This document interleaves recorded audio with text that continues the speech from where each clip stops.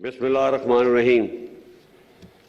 معزز مہمان گرامی، بالخصوص شہدائے پاکستان کے باحوصلہ اور عظیم لواحقین، جنرل آفیسرز، پاک فوج کے بہادر غازیوں، خواتین و حضرات، السلام علیکم۔ میں آج یوم شہدائے پاکستان پہ بطور آرمی چیف آپ سے آخری بار خطاب کر رہا ہوں۔ جیسے کہ آپ جانتے ہوں گے کہ عنقریب میں اپنی 44 سالہ ملٹری سروس سے ریٹائر ہو رہا ہوں۔ اس دفعہ یوم شہداء سیلاب کی وجہ سے کچھ دیر سے منعقد ہوا، جس کے لیے میں آپ سے معذرت چاہتا ہوں۔ معزز حاضرین، سب سے پہلے میں شہدائے پاکستان کی عظمت کو سلام پیش کرتا ہوں، جو کہ ہمارا فخر ہے۔ ان کے ساتھ ساتھ ان کے لواحقین کے حوصلے اور صبر و استقامت کو بھی داد دیتا ہوں، اور ان کو یقین دلاتا ہوں کہ فوج کبھی ان کو تنہا نہیں چھوڑے گی اور ان کی تمام دنیاوی ضروریات پوری کرنے کی بھرپور کوشش کرے گی۔ آرمی کمان کے 6 سالہ مدت میں ہزاروں شہداء کے گھروں پہ تعزیت کے لیے گیا، اور آفرین ہے کہ میں نے ہمیشہ ان کے حوصلوں کو بلند پایا، جس نے میرے حوصلے کو بھی تقویت بخشی۔ میں آپ سب کو یقین دلاتا ہوں کہ ہم آپ کی قربانیوں کا صلہ تو نہیں دے سکتے، لیکن آپ کے پیاروں کی قربانیاں رائے گاں نہیں ہونے دیں گے اور آپ کی ہر طرح سے مدد کریں گے۔ معزز حاضرین، پاکستان فوج کے عظیم سپاہی زمانہ جنگ ہو یا امن، LOC ہو یا فاٹا، بلوچستان کے سنگلاق پہاڑ ہوں یا سیچن کی برف پوش چوٹیاں، ہر وقت جان ہتھیلی پر رکھ کے مادر وطن کے دفاع پر مامور رہتے ہیں، اور مجھے فخر ہے کہ میں 6 سال اس عظیم فوج کا سپہ سالار رہا ہوں، اور میں دعا کرتا ہوں کہ آنے والے وقت میں بھی یہ فوج اسی طریقے سے کامیابی کے جھنڈے گاڑے گی۔ معزز حاضرین، فوج کا بنیادی کام ملک کی جغرافیائی سرحدوں کی حفاظت ہے، لیکن پاک فوج ہمیشہ اپنی استعداد سے بڑھ کر قوم کی خدمت میں مصروف رہتی ہے۔ رکو ٹک کا معاملہ ہو یا کارکے کا جرمانہ، فاٹف کے نقصان ہو یا ملک کو وائٹ لسٹ سے ملانا یا فاٹا کا انضمام کرنا، بارڈر پر باڑ لگانا، قطر سے سستی گیس مہیا کرانا یا دوست ملکوں سے قرض کا اجرا، کووڈ کا مقابلہ ہو یا ٹڈی دل کا خاتمہ، سیلاب کے دوران امدادی کارروائی ہو، فوج نے ہمیشہ اپنے مینڈیٹ سے بڑھ کر قوم کی خدمت کی ہے اور انشاءاللہ کرتی رہے گی۔ اور میں آپ کو یقین دلاتا ہوں کہ ان کاموں کے باوجود فوج اپنے بنیادی کام اور دہشت گردی کا مقابلہ کرنے سے کبھی غافل نہیں ہوگی۔ آپ جانتے ہیں کہ آج ہمارے شہروں اور دیہاتوں میں جو امن ہے، اس کے پیچھے ہمارے ہزاروں شہداء کی قربانیاں ہیں، جن کو کبھی نہیں بلایا جا سکتا، کیونکہ جو قومیں اپنے شہداء کو بھول جاتی ہیں وہ قومیں مٹ جایا کرتی ہیں۔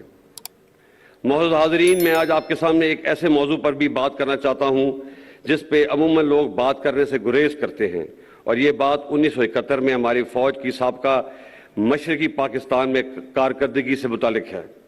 میں یہاں پر کچھ حقائق درست کرنا چاہتا ہوں۔ سب سے پہلے، سابقہ مشرقی پاکستان ایک فوجی نہیں، ایک سیاسی ناکامی تھی۔ لڑنے والے فوجوں کی تعداد 92,000 نہیں، صرف 34,000 تھی۔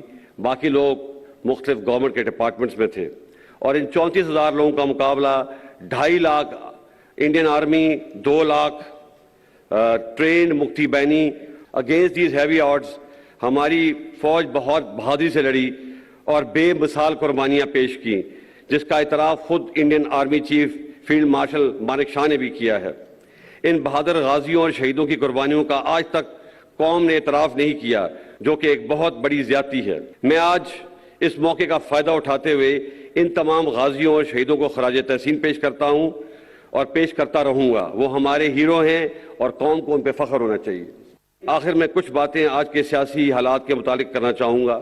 میں کافی سالوں سے اس بات پہ غور کر رہا تھا کہ دنیا میں سب سے زیادہ انسانی حقوق کی پامالی، یعنی کہ ہیومن رائٹس کی وائلیشن ہندوستانی فوج کرتی ہے، مگر ان کے عوام کم و بیش ہی ان کو تنقید کا نشانہ بناتے ہیں۔ اس کے برعکس ہماری فوج جو دن رات قوم کی خدمت میں مصروف رہتی ہے، گائے بگائے تنقید کا نشانہ بنتی ہے۔ میرے نزدیک اس کی بڑی وجہ 70 سال سے فوج کی مختلف صورتوں میں سیاست میں مداخلت ہے، جو کہ غیر آئینی ہے۔ اس لیے پچھلے سال فروری میں فوج نے بڑی سوچ و بچار کے بعد فیصلہ کیا کہ آئندہ فوج کسی سیاسی معاملے میں مداخلت نہیں کرے گی۔ میں آپ کو یقین دلاتا ہوں کہ ہم اس پر سختی سے کاربند ہیں اور آئندہ بھی رہیں گے۔ تاہم اس آئینی عمل کا خیر مقدم کرنے کے بجائے کئی حلقوں نے فوج کو شدید تنقید کا نشانہ بنا کر بہت غیر مناسب اور غیر شائستہ زبان کا استعمال کیا۔ فوج پہ تنقید عوام اور سیاسی پارٹیوں کا حق ہے، لیکن الفاظ کے چناؤ اور استعمال میں احتیاط برتنی چاہیے۔ ایک جعلی اور جھوٹا بیانیہ بنا کر ملک میں ہیجان کی کیفیت پیدا کی گئی اور ابھی اسی جھوٹے بیانیے سے راہ فرار اختیار کی جا رہی ہے۔ سینئر ملٹری لیڈرشپ کو غیر مناسب القابات سے پکارا گیا۔ میں آپ کو واضح کر دینا چاہتا ہوں کہ فوج کی قیادت کچھ بھی کر سکتی ہے، لیکن کبھی بھی ملک کے مفاد کے خلاف نہیں جا سکتی۔ کیا آپ یہ سمجھتے ہیں کہ ملک میں ایک بیرونی سازش ہو اور آرمڈ فورسز ہاتھ پہ ہاتھ دھری بیٹھی رہیں گی؟ یہ ناممکن ہے، بلکہ یہ ایک گناہ کبیرہ ہے۔ اور جو لوگ یہ سمجھتے ہیں کہ وہ فوج اور عوام میں درار ڈال دیں گے، وہ بھی ہمیشہ ناکام ہوں گے۔ فوج کی قیادت کے پاس اس نامناسب جلغار کا جواب دینے کے لیے بہت سے مواقع اور وسائل موجود تھے، لیکن فوج نے ملک کے وسیع تر مفاد میں حوصلے کا مظاہرہ کیا اور کوئی بھی منفی بیان دینے سے اجتناب کیا۔ لیکن یہ بات سب کو ذہن نشین کر لینی چاہیے کہ اس صبر کی بھی ایک حد ہے۔ میں اپنے اور فوج کے خلاف اس نامناسب اور جارحانہ رویے کو درگزر کر کے آگے بڑھنا چاہتا ہوں، کیونکہ پاکستان ہم سب سے افضل ہے۔ افراد اور پارٹیاں تو آتی جاتی رہتی ہیں، لیکن پاکستان انشاءاللہ ہمیشہ قائم رہنا ہے۔ فوج نے تو اپنا کتھارسس شروع کر دیا ہے۔ مجھے امید ہے کہ ہماری سیاسی پارٹیاں بھی اپنے رویے پر نظر ثانی کریں گی، اور یہ بھی حقیقت ہے کہ پاکستان میں ہر ادارے، سیاسی پارٹیوں اور سول سوسائٹی سے بھی غلطیاں ہوئی ہیں۔ ہمیں ان غلطیوں سے سبق سیکھنا چاہیے اور آگے بڑھنا چاہیے۔ معزز حاضرین، میں وثوق سے کہہ سکتا ہوں کہ پاکستان آج سنگین معاشی مشکلات کا شکار ہے، اور کوئی بھی ایک پارٹی پاکستان کو اس معاشی بحران سے نکال نہیں سکتی، جس کے لیے سیاسی استحکام لازم ہے۔ اب وقت آ گیا ہے کہ تمام سٹیک ہولڈر اپنی ذاتی انا کو ایک طرف رکھتے ہوئے ماضی کی غلطیوں سے سیکھیں اور آگے بڑھیں اور پاکستان کو اس بحران سے نکالیں۔ اس کے ساتھ ساتھ ہمیں جمہوریت کی روح کو سمجھتے ہوئے اور عدم برداشت کی فضا کو ختم کرتے ہوئے پاکستان میں ایک سچا جمہوری کلچر اپنانا ہے۔ 2018 کے الیکشنوں میں بعض پارٹیوں نے آر ٹی ایس کے بیٹھنے کو بہانہ بنا کر جیتی ہوئی پارٹی کو سلیکٹڈ کا لقب دیا، اور 2022 میں اعتماد کا ووٹ کھونے کے بعد ایک پارٹی نے دوسری پارٹی کو امپورٹڈ کا لقب دیا۔ ہمیں اس رویے کو رد کرنا ہوگا۔ ہار جیت سیاست کا حصہ ہے، اور ہر پارٹی کو اپنی فتح اور شکست کو قبول کرنے کا حوصلہ پیدا کرنا ہوگا، تاکہ اگلے الیکشن میں ایک امپورٹڈ یا سلیکٹڈ گورنمنٹ کے بجائے الیکٹڈ گورنمنٹ آئے۔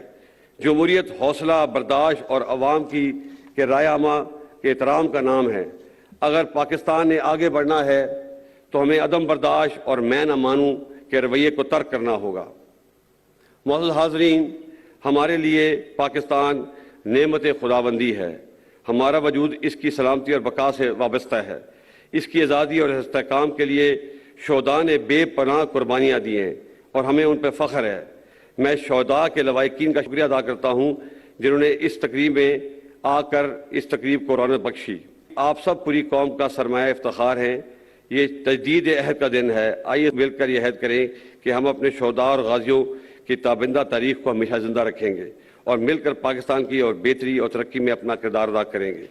مادر وطن کی حفاظت اور سالمیت ہمارا اولین فرض ہے اور رہے گا، جس کو نبھانے کے لیے ہم کسی بھی قربانی سے دریغ نہیں کریں گے۔ اللہ تعالی ہمارا حامی و ناصر ہو۔ پاک فوج زندہ باد، پاکستان پائندہ باد۔